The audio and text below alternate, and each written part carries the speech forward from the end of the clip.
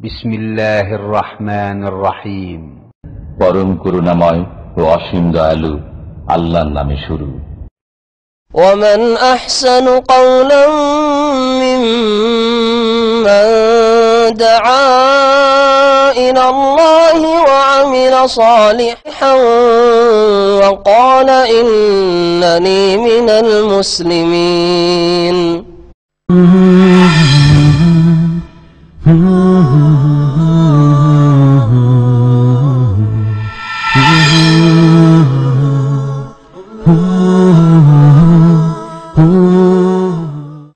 السلام عليكم ورحمة الله وبركاته.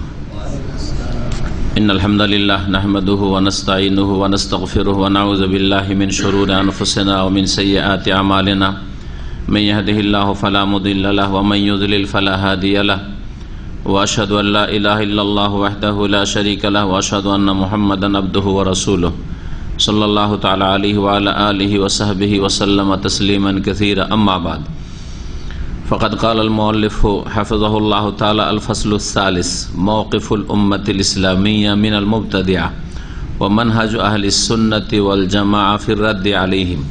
أولا، موقف أهل السنة والجماعة من المبتدعة: ما زال أهل السنة والجماعة يردون على المبتدعة وينكرون عليهم بدعهم ويمنعونهم من مزاولتها، وإليك نماذج من ذلك.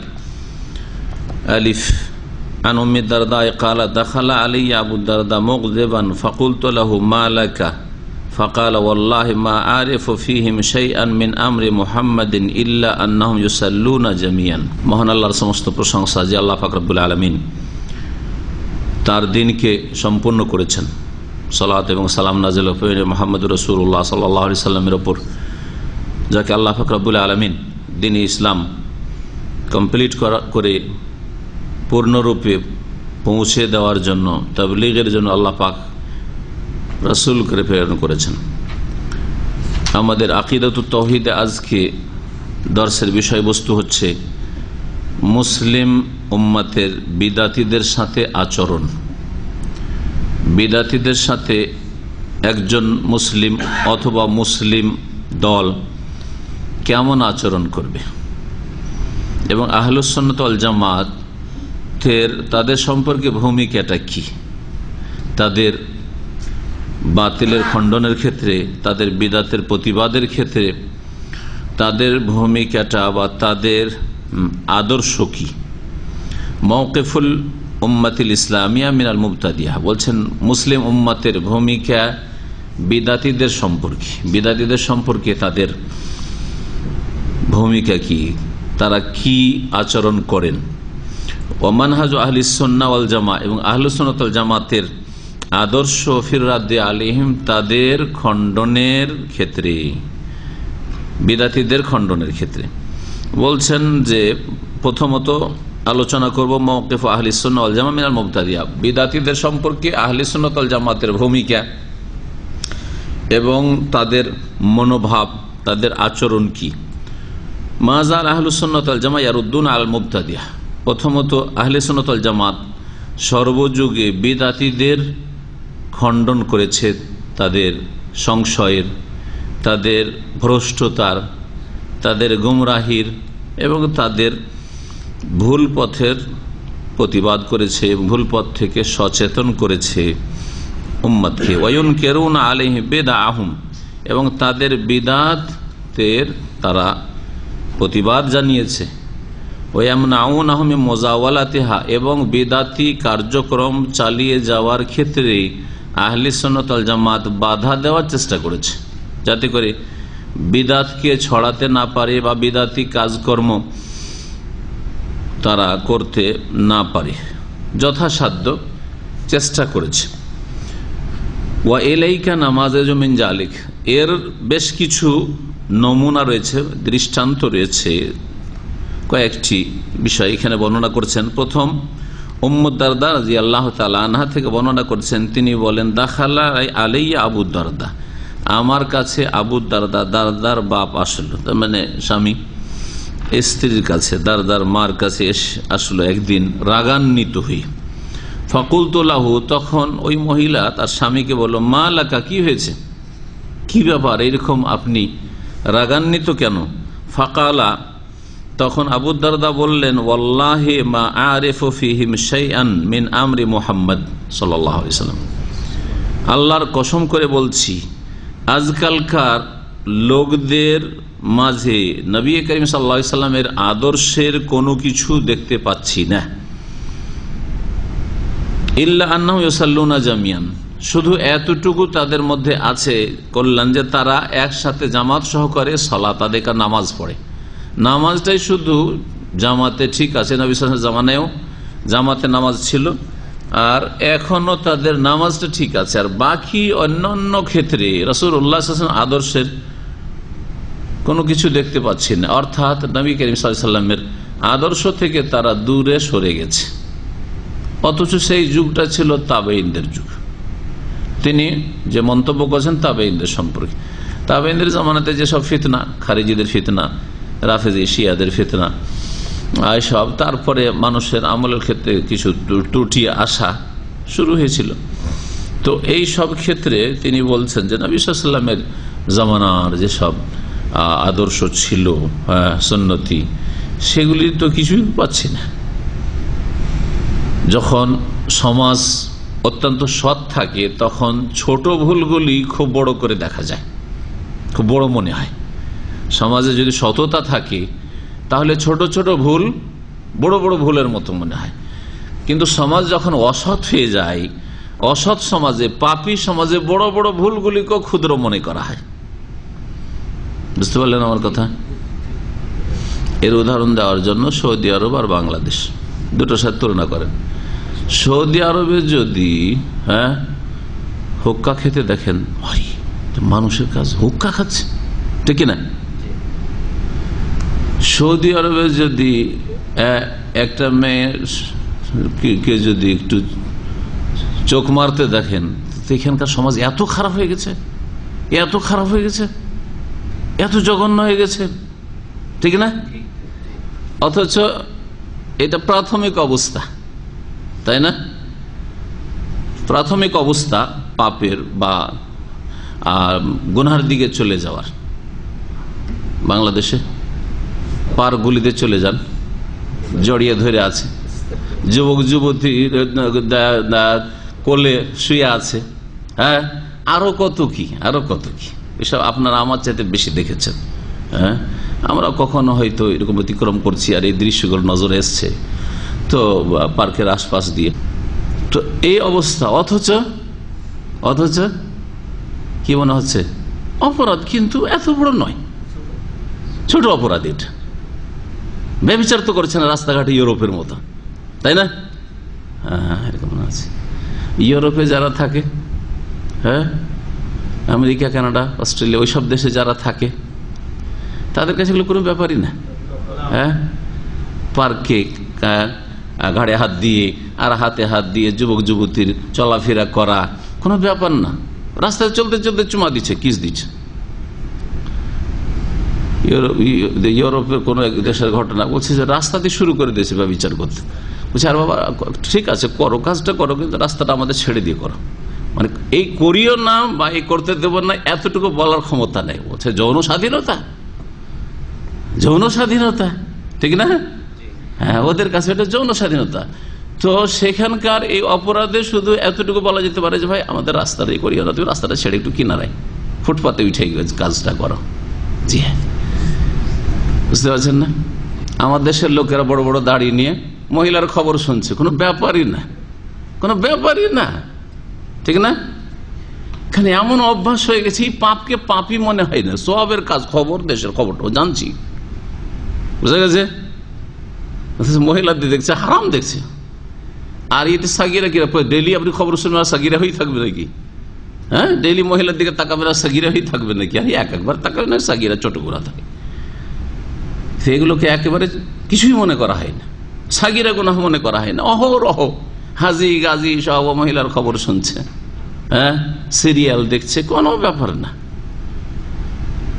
Saudi আরবে, হ্যাঁ, যদি পত্রপত্রিকায় মহিলার ছবি দেখছেন, অ্যাডভার্টাইজে মহিলার ছবি একটা যুগে দু একটা দেখা গিয়েছিল, ছি ছি ছি ছি, এখানেও মহিলার ছবি আসে, ছি ছি ছি ছি, আস্তাগফিরুল্লাহ আস্তাগফিরুল্লাহ। এখানে সামনে একটু দেখেই আস্তাগফিরুল্লাহ পড়তেন, কিন্তু বাংলাদেশে তো আস্তাগফিরুল্লাহ নিজেই দেখছেন, খবর শুনছেন মহিলার, ঠিক কিনা? আজকে থেকে 25-30 বছর আগে যখন প্রথম টিভিতে মহিলা আসলো এখানে, তখন কিছু দিনদার লোকেরা টিভি দিল ভেঙে, আর তারপরে ডিশ দিল ভেঙে।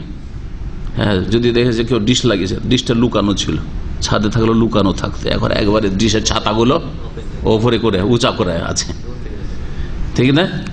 তো কথা হচ্ছে যে প্রথম দিকে অতি আস্তাগফিরুল্লাহ ছি ছি ছি ছি, তারপরে মাথা ঢেকে শুধু হয়তো চেহারাটা খোলা, যে চেহারাতে ইখতিলাফ আছে, হ্যাঁ, খোলা ঢাকা ওয়াজিব কি সুন্নাত, তো এই চেহারা খুলে মাথা ঢেকে সবকিছু গোটা গা ঢেকে একবারে ম্যাক্সি ট্যাক্সি পরে, তারপর যখন প্রথম মহিলা আসছে আস্তাগফিরুল্লাহ আস্তাগফিরুল্লাহ, এটা কি শুরু হয়ে গেল?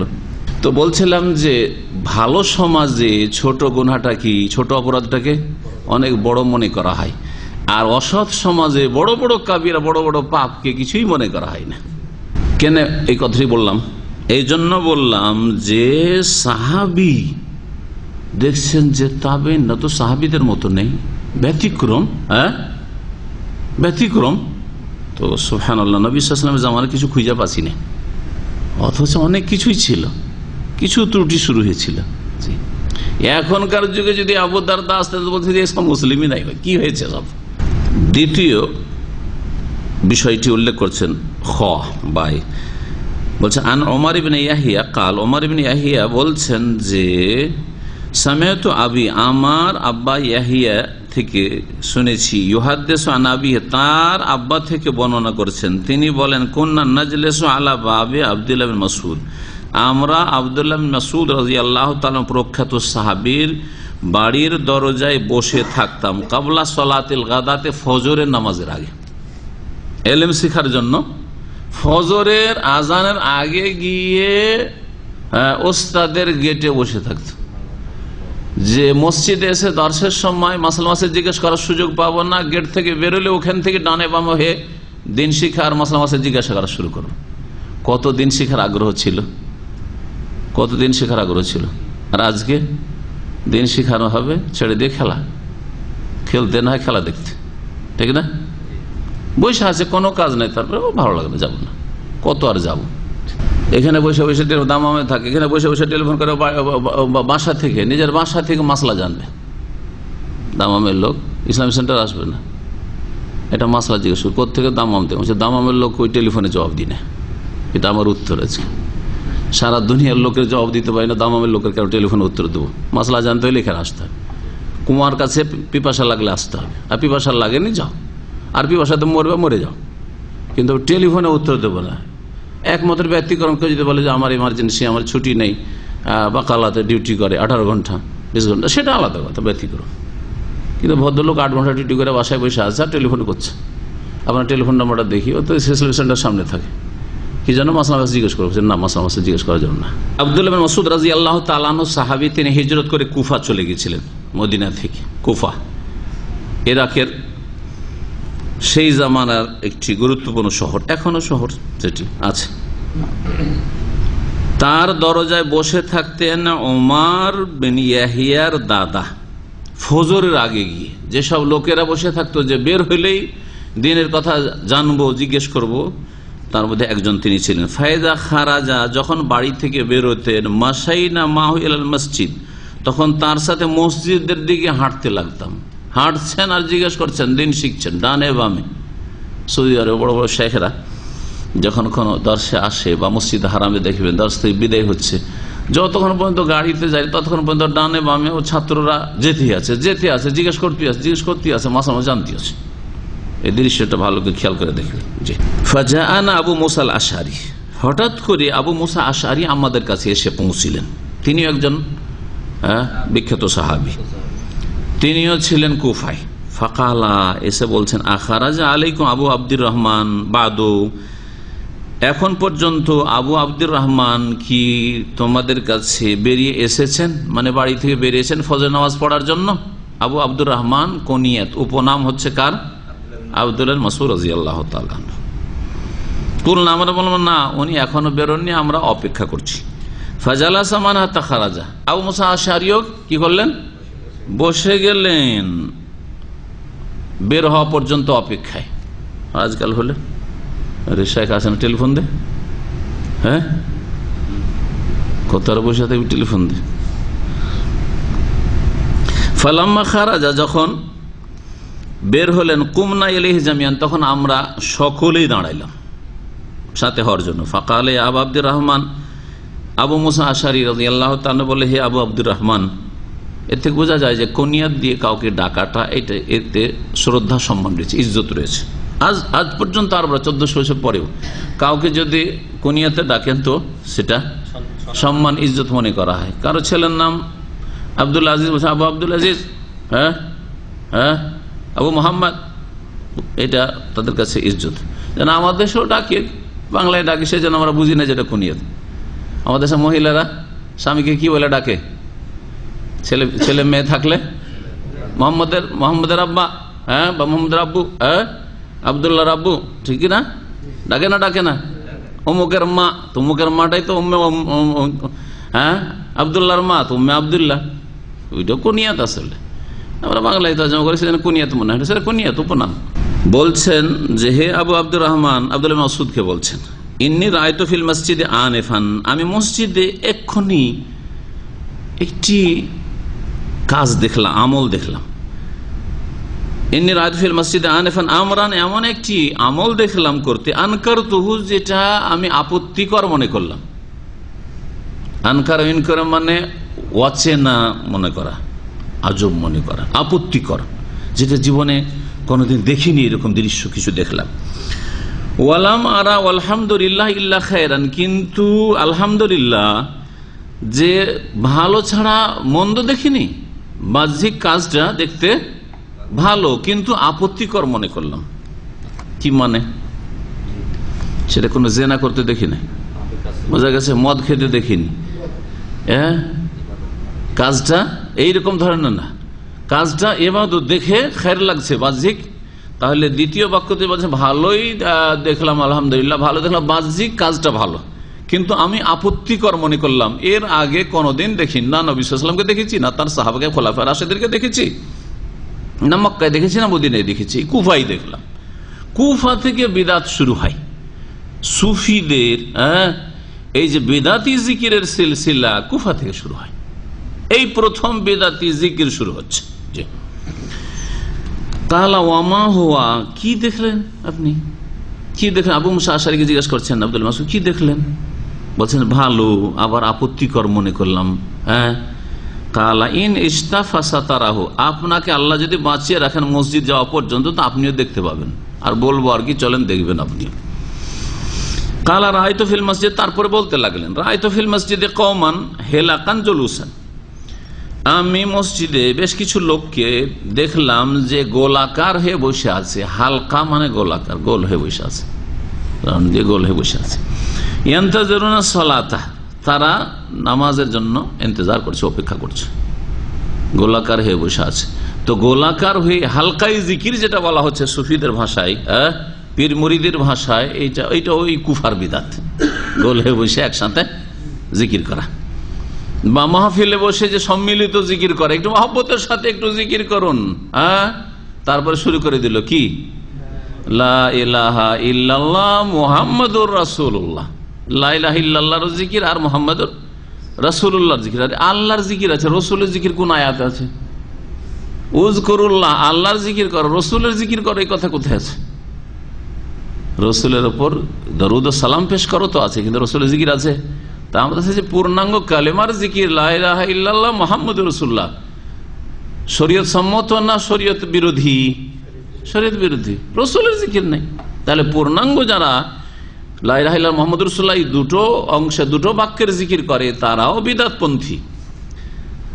আর আবার কিছু ওয়াইজ বক্তা আছে, হুজুররা আছে, যারা শুধু লা ইলাহার জিকির করে, আর শ্রোতাদেরকে বলে যে বাকিটা তোমরা পড়ো, আমি নাস্তিকদের কলমা পড়লাম, তোমরা মুসলিমদের কলমা পড়ো।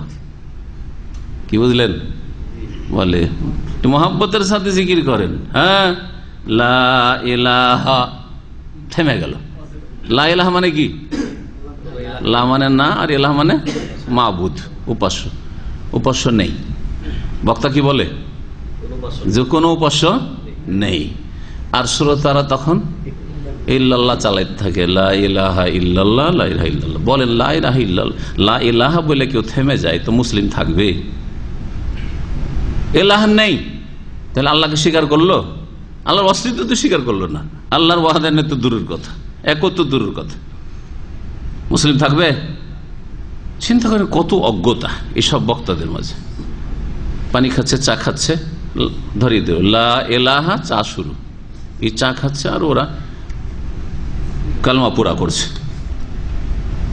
তো এইরকম জিকির যদি হয়, অন্তরে যদি নাস্তিকতা নাও থাকে, জবানে এটি নাস্তিকদের কালিমা, লা ইলাহা বলে থেমে যা। লা ইলাহা, নো গড, এটা কার্ল মার্কসের কালিমা। আর একটা বিদাতি জিকির, বিদাত যে ধীরে ধীরে ধীরে উন্নতি করেছে মুসলিম সমাজে। আর একটা জিকির হচ্ছে কি? হ্যাঁ, ইল্লাল্লাহ। এদিকে লা ইলাহা নাই, ইল্লাল্লাহ, ইল্লাল্লাহর জিকির। আবার আর একটু উন্নতি করে কিছু জিকির আছে যেটা ইল্লাবাদ। কি? আল্লাহ, আল্লাহু। আস্তে আস্তে উঠেন, ওরা আস্তে আস্তে উঠেছে, আস্তে আস্তে উঠেছে, আপনি আস্তে আস্তে উঠেন। আল্লাহু, আল্লাহু, আল্লাহু, আল্লাহু জিকির। হ্যাঁ, বোঝা গেছে না? পাগলদের জিকির। এটা কি? কাদের জিকির? পাগলদের জিকির। আর তারপর উন্নতি করতে করতে হু হু, হক হু হু হু। এক বক্তা, উর্দু বক্তা বলেছি, তো শৃগাল ডাকছে আমাদের মাঠে ঘাটে জঙ্গলে, হাক হু হা হু হাক হু করে, শৃগালে করে। এই হচ্ছে আমাদের দেশের জিকির। তো বিদাত শুরু হচ্ছে কুফা থেকে। কি জিকির? কিছু লোককে বসে দেখলাম গোলাকার হয়ে, সলাতা, তারা সলাতের ইন্তজার করছে, ফিকুল্লে হালাকাতিন রাজুল, হেলাকান, তাহলে বেশ কিছু হালাকা, গোলাকার, এখানে গোল হয়ে বসে আছে, ওখানে গোল হয়ে বসে আছে, এখানে গোল হয়ে বসে আছে, ওখানে হালাকা জিকির, হালকা জিকির। আর প্রত্যেকটা হালাকা, আমার প্রত্যেকটি মজলিসে একজন মুরব্বী আছে, মুরব্বী। ওয়াফি আইদিহিম হাসা, আর তাদের প্রত্যেকের হাতে কঙ্কর আছে। তখনকার যুগে তো এই তসবির দানা ছিল না, কঙ্কর হাতে নিচ্ছে। তাহলে তসবি নিয়ে জিকির করার ওই বিদাত ওখানে কত থেকে শুরু হয়েছে? ওই কুফাতেই শুরু হয়েছে। পাথর দিয়ে, কঙ্কর দিয়ে, ছোট ছোট পাথর দিয়ে, আর তারপরে তখন উন্নতি করে তখন আজকালকার ওই তসবির দানা, হ্যাঁ, সুতাতে পরিয়ে দেওয়া হয়েছে। ফায়াকুলু, আর ওই মুরব্বী হুজুর বলছে, কাব্বিরু মিয়া, 100 বার করে সব কি করেন? আল্লাহু আকবার পড়েন। 100 বার করে আল্লাহু আকবারে জিকির করে, আল্লাহু আকবার, আল্লাহু আকবার, আল্লাহু আকবার, আল্লাহু আকবার, আল্লাহু আকবার, আল্লাহু আকবার, 100 বার পুরা করে। ফায়াকুলু, তারপর যখন ফায়াকাব্বিরুনা মিয়া, তখন ওই শুরু করলো সব, হ্যাঁ, হালকার লোকেরা, জনসাধারণ, ওর 100 বার পুরা করলো, আল্লাহু আকবার, আল্লাহু আকবার। তারপরে বলতে হাল্লেলু মিয়া, হাল্লেলু মানে লা ইলাহা ইল্লাল্লাহ পড়া, তাহলিল বলা হয় লা ইলাহা ইল্লাল্লাহ পড়াকে। 100 বার করে লা ইলাহা ইল্লাল্লাহ পড়েন। ফায়ুহাল্লিলুনা মিয়া, 100 বার করে লা ইলাহা ইল্লাল্লাহ পড়তো। ফায়াকুলু, তারপরে ওই মুরব্বী বলতো সাব্বিহু মিয়া, 100 বার করে কি করেন? সুবহানাল্লাহ বলেন। ফায়ুসাব্বিহুনা মিয়া, তখন তারা 100 বার করে সুবহানাল্লাহ পুরা করতো। এই জিকির প্রথম শুরু হয় কোথায়? 100 বার করে। 100 বার করে পুরা করছিল নবী সাল্লাল্লাহু আলাইহি সাল্লাম, তার সাহাবারা, 4 খলিফা, তারা 100 বার লা ইলাহা পড়েন, 100 বার আলহামদুলিল্লাহ পড়েন, 100 বার আল্লাহু আকবার পড়েন, 100 বার সুবহানাল্লাহ পড়েননি। সেই জন্য আপত্তিকর মনে হলো কার কাছে? আবু মুসা আশআরীর কাছে। তাহলে বোঝা গেল এখান থেকে যে কোন সংখ্যা যদি নির্দিষ্ট না থাকে, নির্ধারিত না থাকে, আর নিজেরা যদি খেয়াল খুশি নির্ধারিত করেন, ধার্য করেন যে এত সংখ্যাই পড়বো, তো সেটা সুন্নত না বিদাত? বিদাত। সুতরাং খতমে ইউনুসের যে ভারত, বাংলাদেশ, পাকিস্তানে 1.25 লাখ বার বুট দানা নিয়ে পড়তে হবে খতমে ইউনুস। না, খতমে ইউনুস বালা মুসিবত আসলে কি করে? খতমে ইউনুস। খতমে ইউনুস কোনটাকে বলে? ইউনুস আলাইহিস সালামের দোয়াটা কতবার পড়বে? 1.25 লাখ পড়বে। আর ভাগ যোগ করে নাও, হ্যাঁ, সবাই বুট দাও, এত টাকা বুট নাও, আর সবাই ভাগ যোগ করে গোটি পরিবারের পড়ো, বালা মুসিবত বাড়ি থেকে দূর হবে। হ্যাঁ, বড় খতম। সুন্নত না বিদআত? তাহলে কোথা থেকে পয়দা হয়েছে? কুফা, আরজুল ফিতান, ইরাক, ফিতনার জমিন থেকে পয়দা হয়েছে। ইরাক হচ্ছে ফিতনার ভূমি, যুগে যুগে যত ফিতনা হয়েছে 1400 বছর আগে, 1400 বছরের ইতিহাসে অধিকাংশ ফিতনাগুলি এর জড় হচ্ছে, শেকড় হচ্ছে এতে। আমি যে বললাম যে আল্লাহর জিকিরটা পাগলদের জিকির, কেন বললাম? আপনাদের কেউ যদি মায়ের সামনে গিয়ে, বাড়িতে গিয়ে অথবা টেলিফোনে এখান থেকে একবার পরীক্ষা করে দেখেন, মায়ের সাথে না হয় বাপের সাথে, অথবা সামনে গিয়ে যখন ছুটি যাবেন গিয়ে যখন আব্বা আব্বা আব্বা আব্বা আম্মা আম্মা আম্মু আম্মু করেন, টেলিফোনে 10-20 বার যদি করেন তো আপনার মা কি বলবে আপনাকে? হ্যাঁ, ছেলে কি হয়েছে? পাগল হয়ে গেছে, নিঃসন্দেহে পাগল হয়ে গেছে, মাথা খারাপ হয়ে গেছে, পাবনা নিয়ে যেতে হবে, পাগলখানা, ঠিক কিনা? আর যদি চোখের সামনে থাকেন টেলিফোনে তো বুঝতে পারবেন আসলে পাগল হয়ে গেছে, ভাববে দূর থেকে। কিন্তু সামনে যদি দেখে যে বাকি কাজ তো সুস্থ মস্তিষ্কে করছে, কিন্তু শুধু আম্মু আম্মু আম্মু আম্মু করছে, তাহলে কি ভাববে? যে আমার সাথে ঠাট্টা মস্করা করছে, ভাববে না? বেয়াদব কোথাকার, আম্মু আম্মু করে চলে যাক, কি বলার বলো, বলবে কি বলবে না? জুতা মারবে না বাপ মা? যে কোনো বাপ মা, আপনি যদি বাপ হয়ে থাকেন, আপনাকে বারবার যদি আব্বু আব্বু আব্বু আব্বু করে, তো ভালো মনে করবেন না খারাপ মনে করবেন?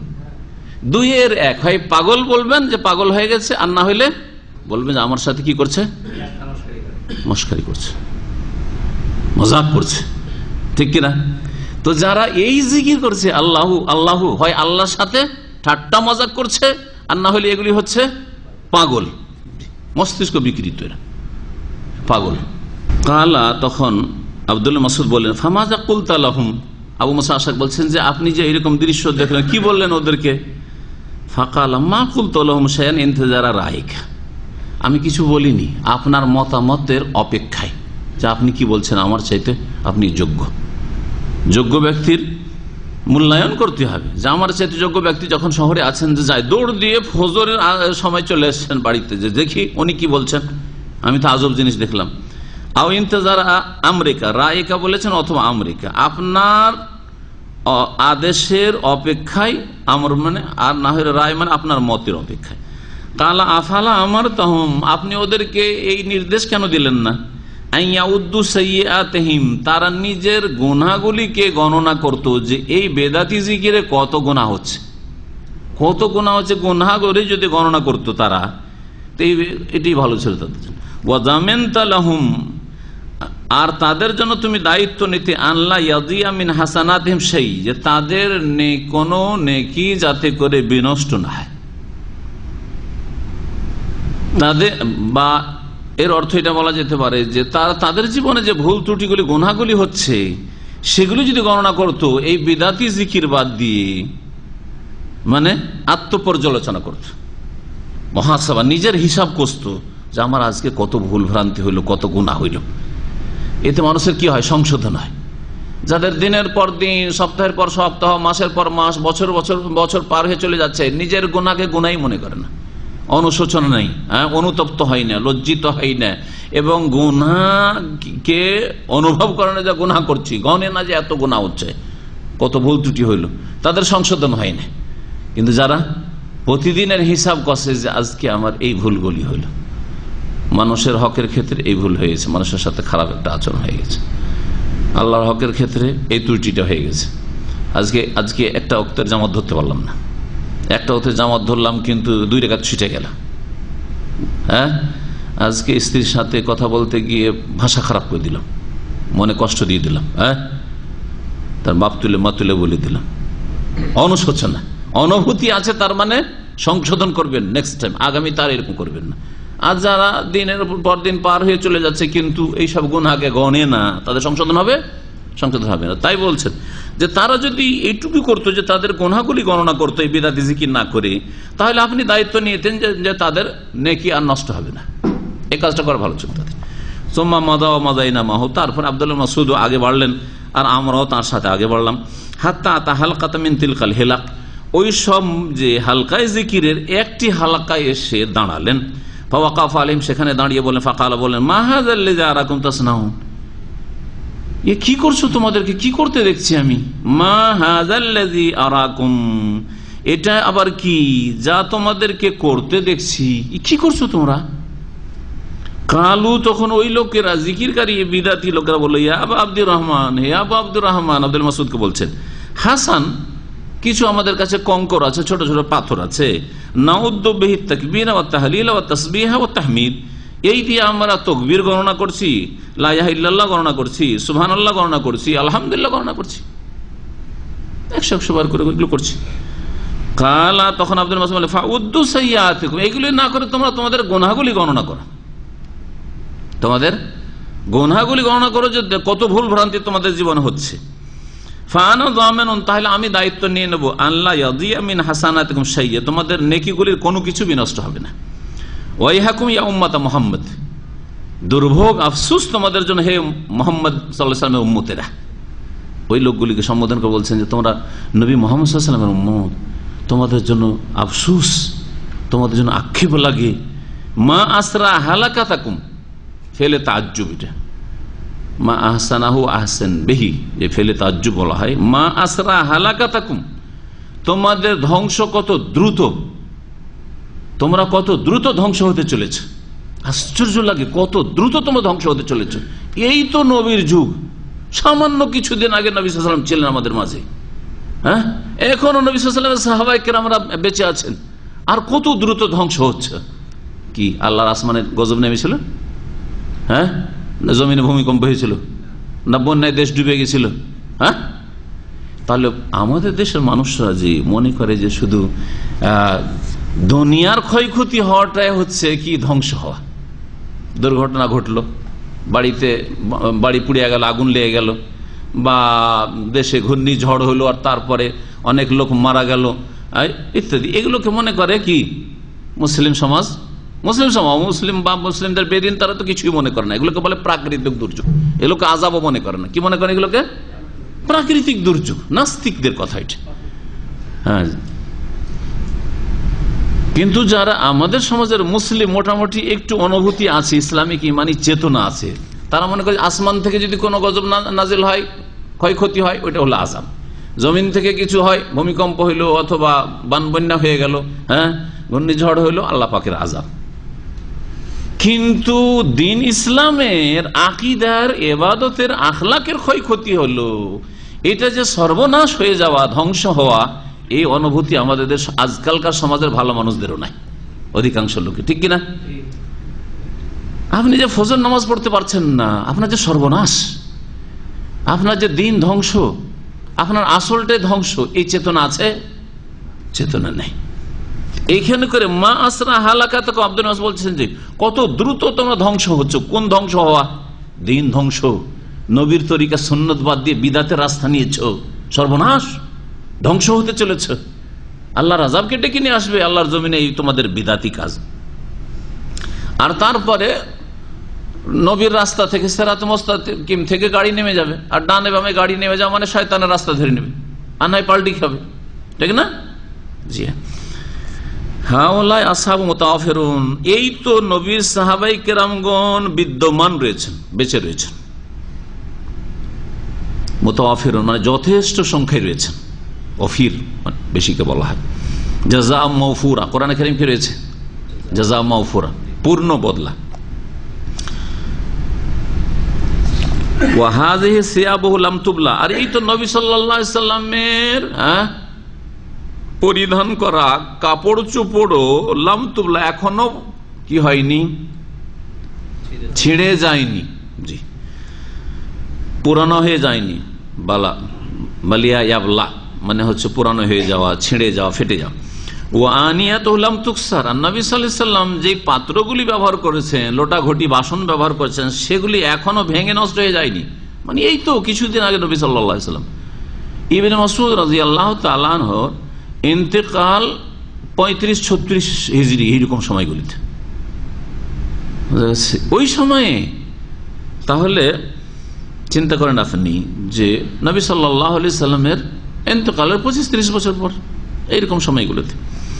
ওয়াল্লাযী নাফসি বিয়াদিহি, সে আল্লাহর কসম করি যার হাতে আমার প্রাণ রয়েছে, ইন্নাকুম লাআলা মিল্লাতিন হিয়া আহদা মিন মিল্লাতি মুহাম্মাদিন সাল্লাল্লাহু আলাইহি সাল্লাম আও মুফতাতিহু বাবা দালালাতিন, তোমরা হয় মুহাম্মদ সাল্লাল্লাহু আলাইহি সাল্লামের নিয়ে আসা মিল্লাত দিন আদর্শ থেকে অধিক হেদায়েত প্রাপ্ত হয়ে গেছো, বা হেদায়েত প্রাপ্ত মিল্লাতের উপর সঠিক আদর্শ চলে এসছো। নবীর ছেড়ে যাওয়া আদর্শ চাইতেও ভালো আদর্শে তোমরা রয়েছো, মানে তোমরা বেশি কি হয়েছো, বেশি ভালো দিন পালন করছো। এটা হইতে পারে যে নবীর নিয়ে আসা দিনের চাইতে ভালো দিন আছে, ইন্নাদ্দীনা ইনদাল্লাহিল ইসলাম, হয় এইটা।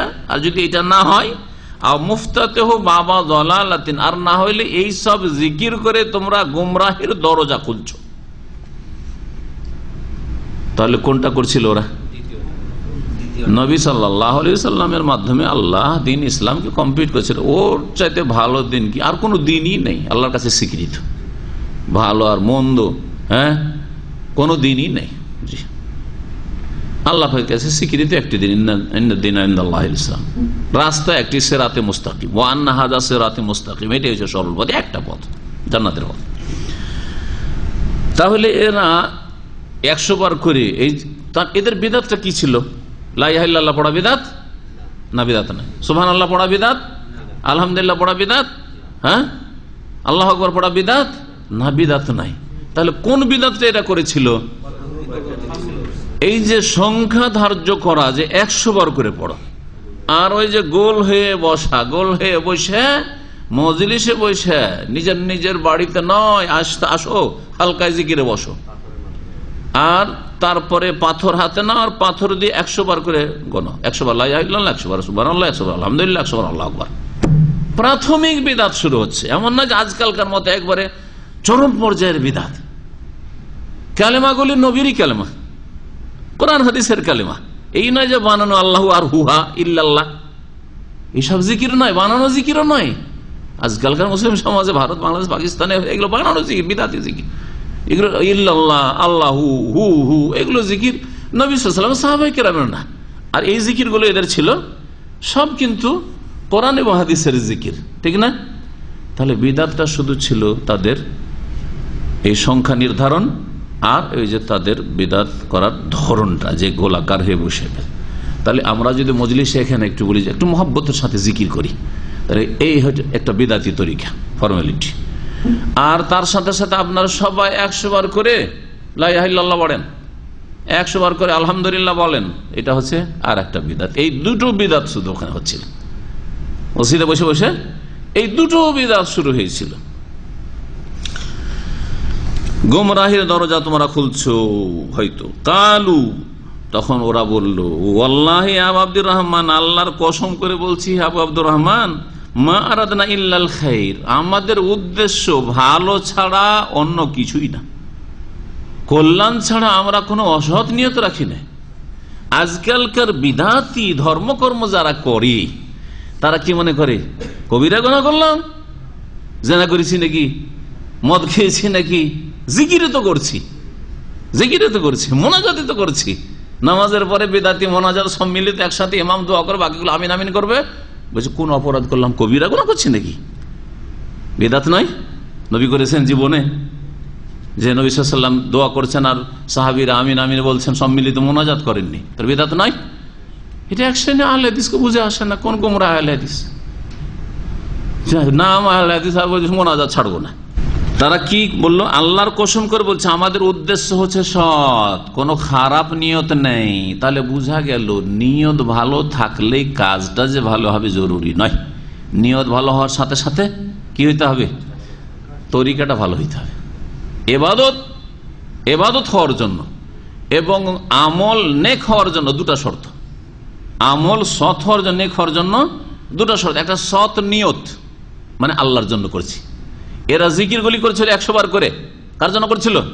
আল্লাহর জন্য করছিল, কিন্তু সেটা নেক হওয়ার জন্য, তার উপর সওয়াব পাওয়ার জন্য, সেটা আল্লাহর কাছে মাকবুল হওয়ার, আল্লাহ সন্তুষ্টির কাজ হওয়ার জন্য আর একটা শর্ত রয়েছে, সেটা হচ্ছে রাসূলুল্লাহ সাল্লাল্লাহু আলাইহি ওয়াসাল্লাম তরিকা হইতে হবে। নবী করিম সাল্লাল্লাহু আলাইহি ওয়াসাল্লাম এরকম 100 বার করে করেছেন? এইরকম গোল করে নিয়ে সাহাবীদেরকে বসেছেন যে তোমরা এইভাবে জিকির করো, এই পাথর টাথর নিয়ে, কঙ্কর নিয়ে, তসবিহ দানা নিয়ে বসেছেন? না, করেন নাই। বোঝা গেছে? জি। ইবাদত কবুল হওয়ার জন্য দুটো শর্ত ভালো করে মনে রাখবেন। আমল নেক হওয়ার জন্য আফালি আমাল আমালান সালিহা, নেক আমল হওয়ার জন্য দুটো শর্ত, একটা হচ্ছে নবীর তরিকা হইতে হবে, আর একটা হচ্ছে এক আল্লাহর জন্য সৎ নিয়তি হইতে হবে। ইখলাস এবং তৌহিদ একটি, এক আল্লাহর জন্য হইতে হবে, আর এক রসুলের তরিকা হইতে হবে। খুব সহজ ভাষায় আমি বলি, যাতে একটা অশিক্ষিত লোকও খুব সহজে বুঝে নেয়। দুটো কথা মনে রাখতে হবে যে আমার এই কাজটা যেটা নেকির আশাই করছি আল্লাহর জন্য কিনা, আলহামদুলিল্লাহ আল্লাহর জন্য। তাহলে দ্বিতীয় নম্বরে দেখতে হবে যে এটা নবীর তরিকায় কিনা, নবী সাল্লাল্লাহু আলাইহি ওয়াসাল্লাম এই ইবাদতটা এইভাবে করেছেন কি করেন নাই, না আমি মন গড়া করছি, আমার অন্য কোনো মুরব্বির তরিকায় করছি, চলবে না। ওই সব মুরব্বির তরিকা চলবে না, নবীর তরিকা। সুতরাং ওই নকশবন্দি সিলসিলা জিকির আর চিস্তিয়া সাবেরিয়ার জিকির, হ্যাঁ, আর এটা হচ্ছে কাদেরি তরিকার জিকির, ওই সব চলবে না, মোহাম্মদী তরিকার জিকির হইতে হবে। বুঝা গেছে? জবাবে আব্দুল মাসুদ এই কথা বললেন না যে নিয়ত যখন ভালো তো ভালো, তাহলে নেকিরই কাজ, তাহলে করো। বলেন কি তাহলে শুধু নিয়ত ভালো থাকা যথেষ্ট নয়। কালা বললেন ওয়াকাম মিন মুরিদিন লিল খাইরি লা ইউসিবাহু, কাম মিন মুরিদিন লিল খাইরি লা ইউসিবাহু, বহু মানুষ আছে যারা কল্যাণের কামনা করে কিন্তু কল্যাণ পায় না। অনেকে কল্যাণের উদ্দেশ্য করে কিন্তু কল্যাণ হাসিল করতে পারে না।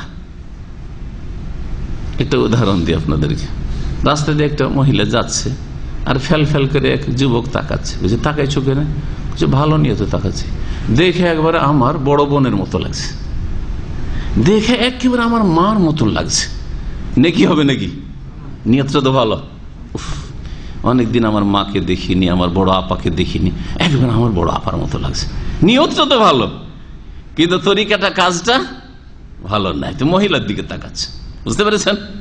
জি, সেই রকম বিদাতি জিকির গুলো ওই রকম, বিদাতি জিকির গুলো ওই রকম। আমাদের দেশের লোকেরা ভাবি সম্পর্কে এরকম বলে, আরে কি বলেন, ভাবির সাথে কথা বলতে পাবো না, হ্যাঁ, ভাবিকে দেখতে পাবো না, এটা কোন কথা বলেন আপনি? আমার ভাবি আমার মায়ের মতো আমাদেরকে ছোট থেকে মানুষ করেছে। হয়তো বড় ভাই অনেক সিনিয়র, হ্যাঁ, বড় ভাই যখন বিয়ে করেছে তখন 5 বছর রেদাবর কোলে করেছে, গোসল করিয়ে দিয়েছে, উলঙ্গ ন্যাংটা দেখেছে, সাবালক হওয়ার পরে মনে করে যে ওই রকমই চলবো। হ্যাঁ, আমার ভাবির দিকে আমি খারাপ নজরে দেখবো? আমার ভাবি আমাকে কোলে পিঠে করে মানুষ করেছে। এগুলো আমার দেশি কথা, আমাদের এগুলো। যার ফলে সাবালক হয়েও ভাবির থালাতে বসে ভাত খাবে, ভাবির ঘরে এসে শুয়ে যাবে, ভাবির বিছানাতে, আর কি করতে গোলমাল করে দিবে শয়তানগুলো। বোঝা গেছে?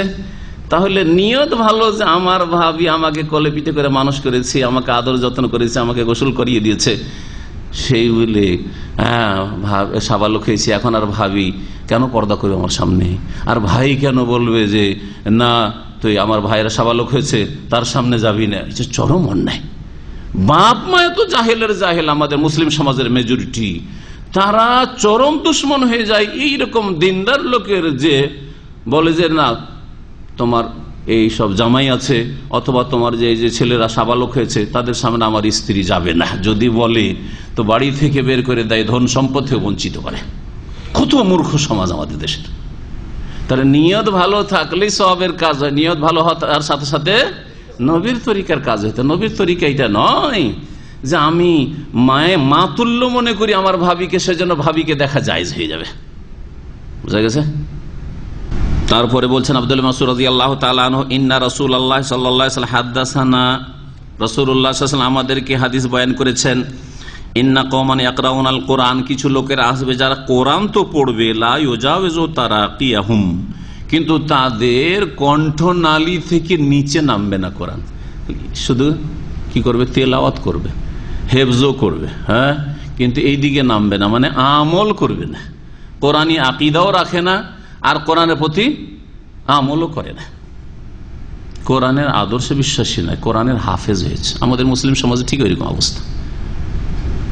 যারা বিদাতি সমাজের হাফেজ বা কারি, তাদের অবস্থা এরকমই একেবারে, ঠিক কিনা বলেন? ঠিক নয়? ওরা বিদাতি জিকির করছে, হ্যাঁ, বিদাতি ইবাদত বন্দী করছে, কোরআনের প্রতি আমল নেই, কিন্তু কোরআন মুখস্থ আছে, হাফেজে কোরআন অনেক, আর কিরাত তাজউইদে অনেক অ্যাডভান্স। সহি আকীদার লোকদের চাইতে অনেক বেশি অ্যাডভান্স বিদাতিরা কোরআন হেফজ করে আর কোরআনের তাজউইদের কিরাতে, কিন্তু আমলের ক্ষেত্রে কোথায় কোরআনের কথা, রসুল হাদিসের কথা, কোথায় তাদের ইবাদত বন্দেগী আমল?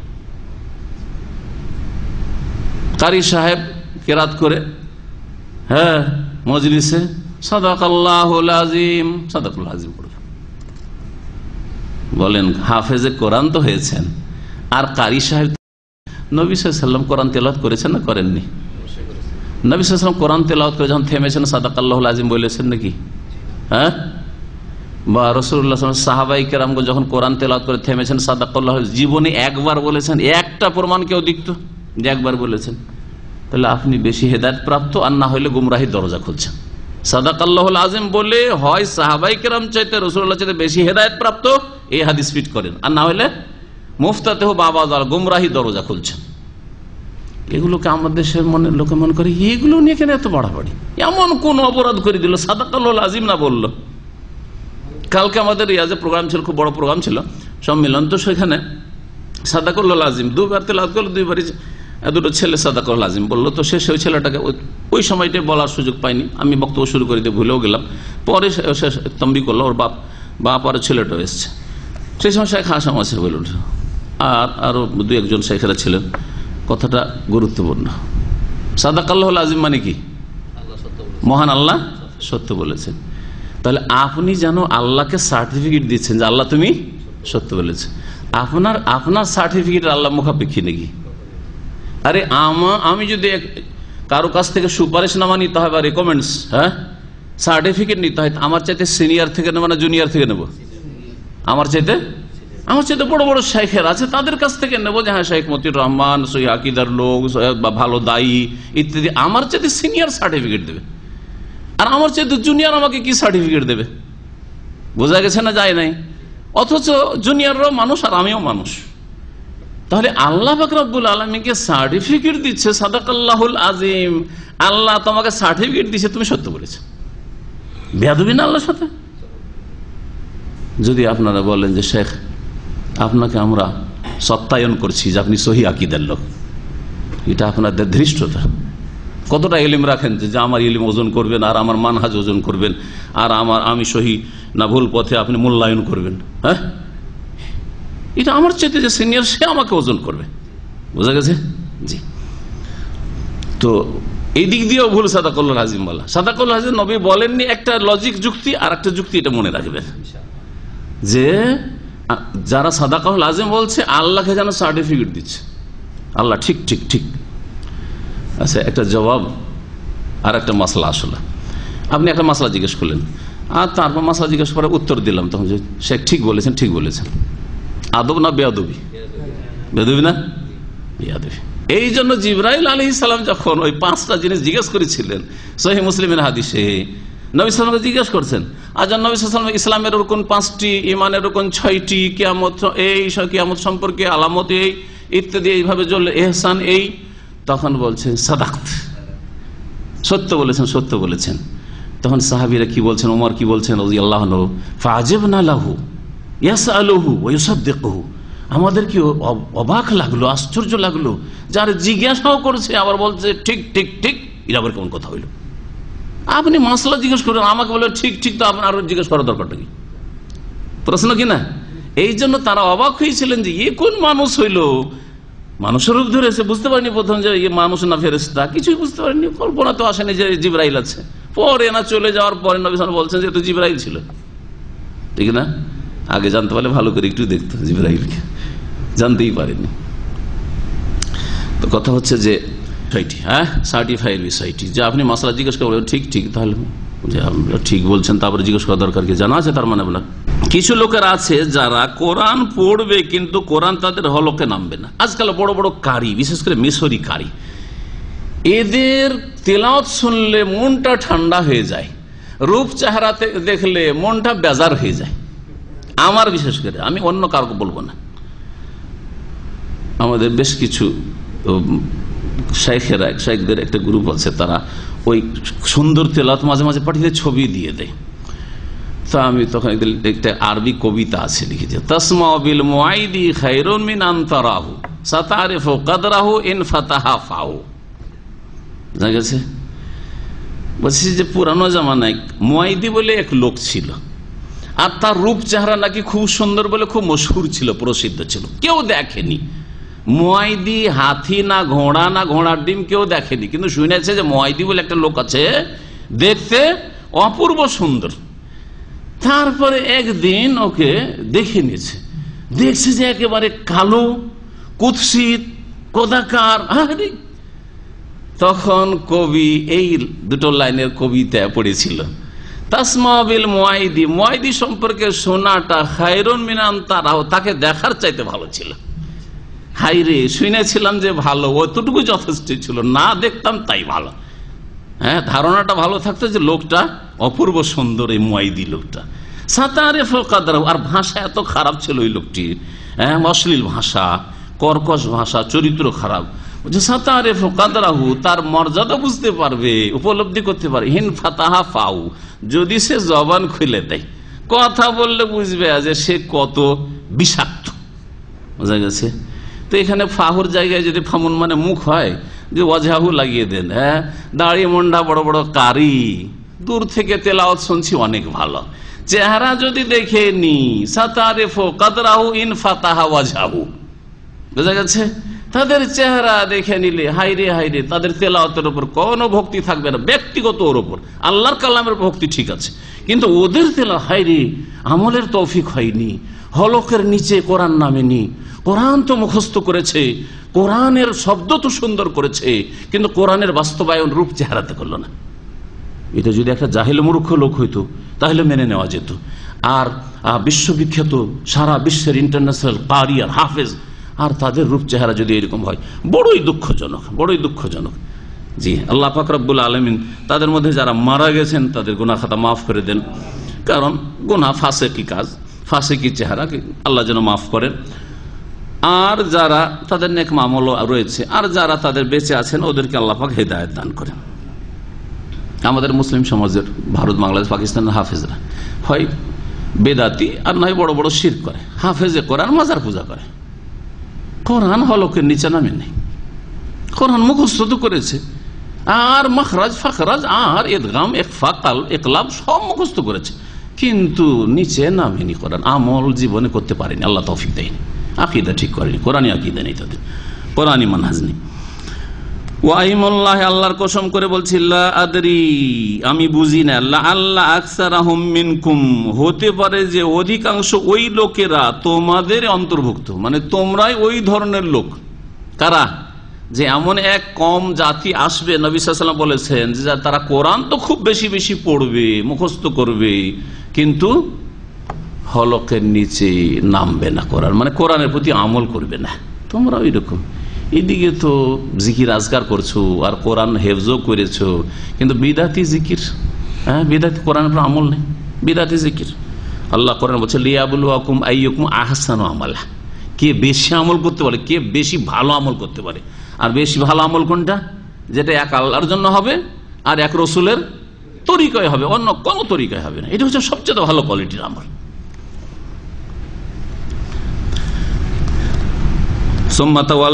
তারপর আব্দুল মাসউদ রাদিয়াল্লাহু তাদের থেকে মুখ ফিরিয়ে নিলেন। ফাকালা আমর ইবনে সালামা, চলে গেলেন। আব্দুল মাসউদ ওই রকম বলে চলে গেলেন। আমর ইবনে সালামা বলছেন, রাইনা আম্মাতা উলাইকা ইউতাইনুনা ইয়াওমান নাহারওয়ানে মাল খাওয়ারিজ, এই লোকেরা যারা বেদাতি জিকির কুফায় বসে মসজিদে হালকায় জিকির বানিয়ে করছিল, তাদের অধিকাংশগুলিকে আমি দেখেছিলাম, ইউতাইনুনা, যারা আমাদের বিরুদ্ধে অস্ত্র ধারণ করেছিল, যুদ্ধে লিপ্ত হয়েছিল, ইয়াওমান নাহারওয়ান, নাহারওয়ানের যুদ্ধে, মাল খাওয়ারিজ, খারেজিদের সঙ্গী হয়ে, খারেজিদের পক্ষ থেকে। খারেজিরা অস্ত্র ধারণ করেছিল সেই যুগের সবচাইতে শ্রেষ্ঠ, আল্লাহর জমিনে শ্রেষ্ঠ বান্দার বিরুদ্ধে। তিনি না, আলী রাদিয়াল্লাহু তাআলা। ওসমান রাদিয়াল্লাহু তাআলা তো মদিনায় শহীদ হয়ে গেছে, বোঝা গেছে। সেটাও যারা আজকালকার বর্তমান যুগের মিছিল করে মারো, হ্যাঁ হ্যাঁ, যেখানে পাও মারো, যেখানে পাও নেতাদেরকে মারো, ওই রকম গুমরাহ লোকেরা ওসমান রাদিয়াল্লাহু তাআলা আনহুকে হত্যা করেছে। আর এই খারেজি লোকেরা তাদের ধর্মীয় সংশয়, সুবহাত, আলী রাদিয়াল্লাহু তাআলা আনহুকে তারা সবচেয়ে বড় কাফের মনে করত, খারেজির। মুআবিয়া রাদিয়াল্লাহু তাআলার সাথে সমঝোতে আসলেন, আর মাঝখানে সালিস তৃতীয় পক্ষ আবু মুসা আশআরীকে আর আমর ইবনে আসকে, আমর ইবনে আস মুআবিয়ার পক্ষ থেকে রাদিয়াল্লাহুর পক্ষ থেকে, আর আলী রাদিয়াল্লাহুর পক্ষ থেকে প্রতিনিধি হচ্ছেন আবু মুসা আশআরী। তোমাদের দুইজনকে আমরা সালিস বানাইলাম, মানে তৃতীয় পক্ষ বানাইলাম, নিরপেক্ষ তোমরা এখন আমাদের মাঝে দ্বন্দ্বটা মিটিয়ে দিবে। এটি ছিল সিফিনের যুদ্ধের সমঝোতা। এই সমঝোতাকে খারেজিরা তাদের জেহালতের কারণে, মূর্খতার কারণে বুঝে নিল যে এটা শিরক, কুফরি, শিরক করে দিল। কি আল্লাহ বলছেন ইনিল হুকম ইল্লা লিল্লাহ, বিচার হবে কার? একমাত্র আল্লাহর। তাহলে আবু মুসা আশআরীকে আর আমর ইবনে আসকে বিচারক কেন বানালে? তাহলে আল্লাহর সাথে আবু মুসা আশআরীকে আর আমর ইবনে আসকে শরীক করে দিলে। কত গুমরাহি, কত গুমরাহি! তো সাধারণ মানুষ তো বিব্রত হয় যে হুকুম আল্লাহর যখন, আর এরা আবার বিচার সালিস মাঝখানে করবে, তাহলে তো শিরক হয়ে গেল। এইভাবে কারা গুমরাহ হয়েছে? খারিজিরা গুমরাহ হয়েছে, আর অস্ত্র ধারণ করেছে। আর সেই যুগের আল্লাহর নেক বান্দা আলী রাদিয়াল্লাহু তাআলা আনহুকে শহীদ করেছে মসজিদে যাওয়া অবস্থায় ফজরের নামাজে, নেকির জন্য। ওই খবিজ বলতো যে আমি আলীকে খুন করে জান্নাত যেতে চাই, আউযুবিল্লাহ, আলীকে খুন করে জান্নাত যাব। আজকাল এই যে বোমাবাজি করে মনে করে যে জিহাদ করে কিসে যাব? জান্নাতে যাব। বম ফুটিয়ে মুসলিমদের সমাজে, হাটে, বাজারে, দোকানে, পাটে আর স্টেশনে বম ফুটিয়ে জান্নাতে যাব। এরা ওই খারিজি দল। কিয়ামত পর্যন্ত এই চরিত্রের খারিজিরা থাকবে, ইসলাম দুশ্মনেরা। কাফেরদের স্বার্থে কাজ করছে, মুসলিমকে খুন করছে, আর ওর নাম জিহাদ, ওর নাম সওয়াবের কাজ, জান্নাতে যাওয়া কাজ। ইবনে মুলজাম খারিজি এই কাজটি করেছিল। আর আলী রাদিয়াল্লাহু তাআলার বিরুদ্ধে তার অস্ত্র ধারণ করেছে। এই সংশয়ের উত্তর কি হবে? যে আল্লাহ বলছেন যে বিচার একমাত্র হবে আল্লাহর। তা আবু মুসা আশআরী আজকে সালিস বানাইলে ওরা কেন বিচার করবে? বলেন, এর উত্তর কি? বিচার আল্লাহ পাকের কোরআনে কারীম দিয়ে হবে, রাসূলের হাদিস ওহী দিয়ে হবে। কিন্তু আল্লাহ কি নিজে নেমে এসে বিচার করবেন না? কোরআনের বাস্তবায়নের জন্য কাউকে লাগবে।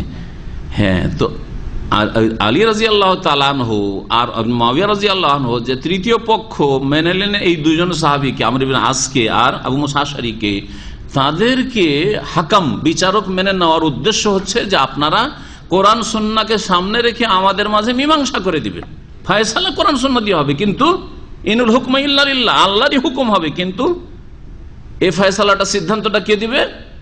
আপনারা দুইজন দেবেন। হ্যাঁ, এটা ছাড়া উপায় আছে নাকি? তাহলে আজকাল কোরআনই বিচার সৌদি আরবে হচ্ছে, তো বাদশার পক্ষ থেকে হুকুম না হয়ে আল্লাহ কি নেমে এসে চোরের হাত কাটার হুকুম করবে নাকি? আল্লাহ কোরআন হুকুম করে দিয়েছে ফাক্তাওয়াই দেওয়া হবে, কিন্তু চোরের হাত কাটার অমুক তারিখে অমুক চোরের হাত কাটো, জেলখানা থেকে বের করে নিয়ে এসে এই অর্ডারটা বাদশাহ করতে হবে না? বা আদালতের কাজী সাহেবকে করতে হবে না? জি হ্যাঁ, জজকে করতে হবে। এই গুমরাহি, শুবহাত, সংশয়, ইসলামকে ভুল বুঝে নেওয়ার কারণে মানুষ বিভ্রান্তির শিকার হয়েছে ধর্মের নামে। এই খারেজিরা বলছেন এই লোকদের সম্পর্কে, যারা এই জিকিরের বেদাত শুরু করেছিল, আল্লাহর গজব নাম লই বেদাত করার কারণে, যে তারা সবচাইতে নেক বান্দা যারা খলিফায়ে রাশেদ আলী রাদিয়াল্লাহু তাআলা আনহু এবং তার সাথী সঙ্গে, তাদের বিরুদ্ধে নাহরওয়ানের যুদ্ধে আমাদের বিরুদ্ধে তারা অস্ত্র ধারণ করে এসেছিল খারেজিদের সাথে হয়ে, আর এরা সবগুলি নিহত হয়েছিল, খুন হয়েছিল, কারণ তাদেরকে দমন করা হয়েছিল। আল্লাহ পাক রব্বুল আলামিন সেখানে বিজয় দান করেছে খারেজিদের উপর। আলী রাদিয়াল্লাহু জিম, হ্যাঁ, গ 3 নম্বর, যা রাজুল ইলা ইমাম মালিক বিন আনাস, একজন লোক ইমাম মালিক বিন আনাসের কাছে আসলো।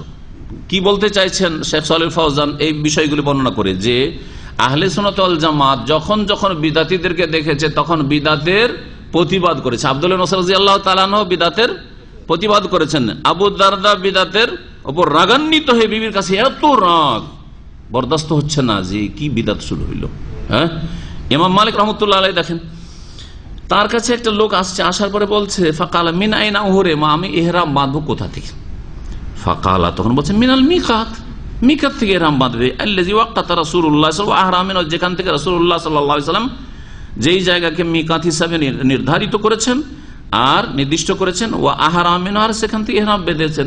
নবী সাল্লাল্লাহু আলাইহি ওয়াসাল্লাম হয়তো ইহরাম বেঁধেছেন ওখান থেকে, আর না হলে উল্লেখ করেছেন। যেমন নবী সাল্লাল্লাহু আলাইহি ওয়াসাল্লাম মদিনা থেকে যেহেতু গেছেন হজে উমরায়, সেজন্য জুলহুলাইফা, আবিয়ারি আলী যেটা আজকাল বলা, সেখান থেকে ইহরাম বেঁধেছেন।